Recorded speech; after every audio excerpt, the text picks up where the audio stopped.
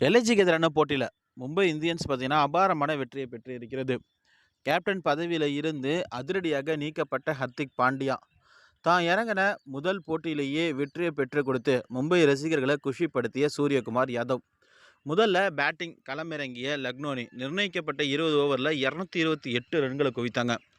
ஆனால் சொல்லப்போனால் முதல் 3 விக்கெட்டுக்கு இவங்களுடைய ஆட்டம் பார்த்தீங்கன்னா வேறு லெவலில் இருந்துச்சு. முதல் 10 ஓவரில் 140 ரன்களை குவித்தாங்க. இப்படியே போனால் கண்டிப்பாக 250க்கு மேலே அடிப்பாங்க அப்படின்னு எதிர்பார்க்கப்பட்டது. ஆனால் அந்த 10 ஓவருக்கு அப்புறம் மும்பையோட பந்து வீச்சு அபாரமாக இருந்தது அப்படின்னே சொல்லலாம். அதனால் அவங்களால பார்த்தீங்கன்னா 228 ரன்கள் மட்டும்தான் எடுத்தாங்க. மிகப்பெரிய சேசிங் தான். மும்பையோட வரலாற்றில் இது வரைக்கும் இவ்வளோ பெரிய ஸ்கோரை சேஸ் பண்ணதே கிடையாது.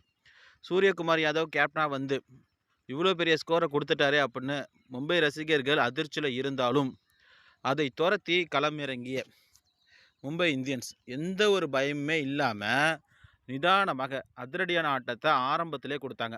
யார்? ரியான் ரிக்கல்டனும் ரோஹித் சர்மாவும். இவங்க 2 பேருடைய அதிரடி சும்மா அனல் பறக்கவே வைத்தது. முதல் விக்கெட்டுக்கே அதே லக்னோ என்ன ஸ்கோர் அடித்தாங்களோ அந்த ஸ்கோரை இவங்க கொடுத்தாங்க. 10 ஓவருக்கு 140 ரன்களை குவிச்சாங்க. ரிக்கல்டன் அவுட் ஆனார். அதைத் தொடர்ந்து 14வது ஒரு முடிவில் ரோஹித் சர்மா அவுட் ஆனார். அதற்கு பிறகு திலக் வர்மா, சூரியகுமார் யாதவ் இவங்களும் அவங்களோட விக்கெட்டை இழந்தாங்க. இருந்தாலும் அந்த மும்பை இந்தியன்ஸ் பார்த்தீங்கன்னா சேஸ் பண்ணுறதுக்கான ஸ்கோரை பார்த்தீங்கன்னா ரொம்பவே எளிதாக எட்டிட்டாங்க.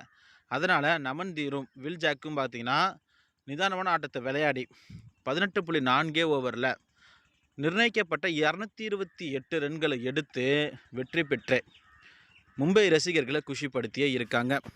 இது போன்ற கிரிக்கெட் தகவல் உடனுக்குடன் நம்ம சேனலை மறக்காமல் சப்ஸ்கிரைப் பண்ணிவிடுங்க. நன்றி.